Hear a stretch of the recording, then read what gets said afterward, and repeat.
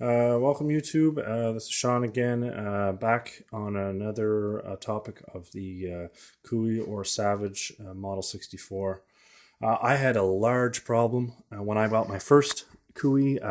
It was the older style with the plastic magazine. Some of you are familiar with that. Watched a video on YouTube that you could change it up for the new modern Savage style magazine receiver and then hold a metal magazine. So I thought this was a great idea. I spent the $60 at Western Gun Parts, had the parts shipped, watched the guy's video. I don't remember his YouTube name, but I credit him huge. It's a great video, a great how-to.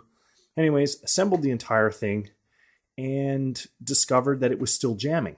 And I couldn't figure out what the problem was, and I just chalked it up to being an old gun. So I've slowly got into a little bit of gunsmithing, understanding a little more how they work. And I took the gun apart again and gave it a good cleaning. And I found a couple burrs on the bolt itself. So this is something that for every gun, if you are having any issue, if you're skilled enough to take the gun apart down to the bolt, figure out what it's jamming on. There's two guns I've already fixed that it's just simple. A burr has been created over a lot of use, over a lot of firing. A matter of taking a small file and filing down that edge, and it prevents it from catching anymore. So anyways, I did that. I got the bolt properly moving. This isn't the gun, but it's the same model. Anyways, the bolt properly moving. I reassemble everything, and I still have a feeding problem. It constantly it won't properly feed the 22 round, and I couldn't figure it out for the life of me. And sometimes it would catch, and then I could force it with the bolt. That's not the way it's supposed to function. It's a semi-automatic. I should be able to fire 10 rounds through it. No problem. So I got a little bit annoyed, and I bought some of those dummy rounds, those training rounds you can get, and I started pushing those through and trying to figure out what the heck was causing the jam. And what I found was that it's this ramp right here. So the receiver mounts up. I'm just going to demonstrate on the barrel because it's smooth.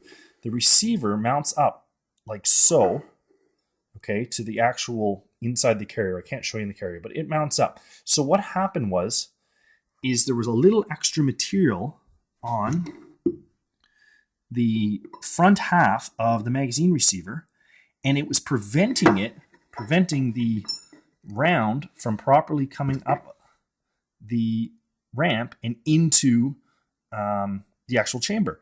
So by simply just filing a little bit at a time, because take off too much, obviously can't add it on, everyone knows that. By slowly getting it to angle upwards and actually bring the back down, and I also used washers, one set of washers just in the back end, just to give a little bit more of a gap, a little space. I was able to tilt that down, allowing the round to then properly feed up and then into the chamber. So huge problem solved. It just, some people call it custom magazine receiver fitting. I don't know. You can give it a fancy name. It was a little bit of problem solving is all it was. And I took what was going to be a wall hanger and I turned it into a functioning gun. Anyways, I've put probably 300 rounds through that since, and I have no problems with it. It's a great semi-automatic gun again. So just a little tip. There are a few people that have had some similar problems, not so much on YouTube, but I've seen a lot of people on Google. Of course, I researched it before to try and figure out if somebody else has solved the problem. But so there may be other people out there. That's something you might want to look into. Get a set of dummy rounds and try and figure out what it's actually causing the jam. And again, clean up your bolt, clean your weapon, clean your bolt. Look for burrs. You'll see signs. You'll see the wear marks, and you'll feel them catching whenever you slowly cycle the action. So good luck.